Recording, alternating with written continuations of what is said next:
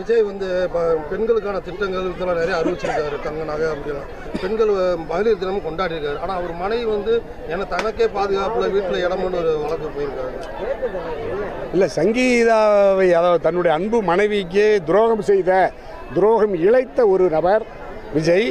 ஒரு நடிகர் நாடாளக்கூடாது என்கின்ற நிலை ஏன் நீடிக்கிறது என்றால், அந்த நாடாளக்கூடாது ஒரு நடிகர் என்று நான் தனியரசு தொடர்ந்து அந்த கருத்தை வலியுறுத்தி வந்த சூழ்நிலையில் இப்பொழுது அந்த நடிகர் ஒரு தகுதியற்றவர், தன்னுடைய அன்பு மனைவிக்கு நம்பிக்கைக்கு மோசடி செய்த ஒரு நபராக இருக்கிற விஜய் நடிகர் தாவேக தலைவர் தான் ஈன்ற அன்பு குழந்தைகளின் கண்ணியத்திற்கு குறைவாக நடந்து கொண்ட ஒரு விஜயால் ஒரு கட்சியை தலைமையேற்று நடத்துவதற்கே தகுதியற்ற நிலையில் ஒரு நாட்டுக்கு முதலமைச்சராக அவர் எப்படி வர முடியாது. மக்கள் கட்டாயமாக தோற்கடிப்பார்கள்.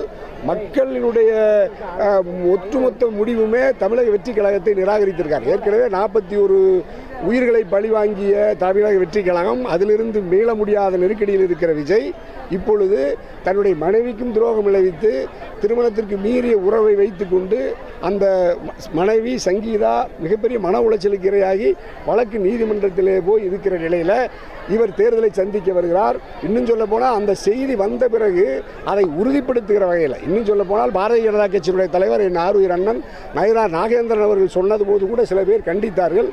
ஆனால் அதையெல்லாம் இல்லை, நான் அப்படித்தான் என்று நிரூபிப்பதைப் போல ஒரு திருமண நிகழ்ச்சியில் நடிகர் விஜய் அந்த சம்பந்தப்பட்ட நடிகையோடு வந்து ஆணவமாக நான் அப்படித்தான் என்று அப்பட்டமாக ஒரு பொது வெளியில் காட்சி தருகிறார் என்றால் அவரிடமிருந்து நம்ம எந்த கண்ணியத்தை எந்த மாண்பை எதிர்பார்க்க முடியும்? ஆகவே அப்படிப்பட்ட ஒரு நபர் பெண்களுக்கான சிறப்பு திட்டங்களை அறிவித்திருப்பதாக கூறுவது பிழையானது, தவறானது.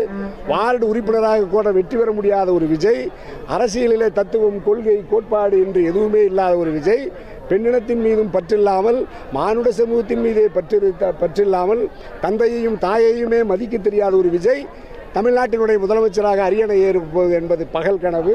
நாட்டு மக்கள் நிராகரிப்பார்கள். அவர் அப்படி வந்தாலும் பெண்ணினத்திற்காக சில திட்டங்களை தருகிறேன் என்று சொல்லுவதும் மாய்மாலம், பொய்யானது, பிழையானது, தவறானது.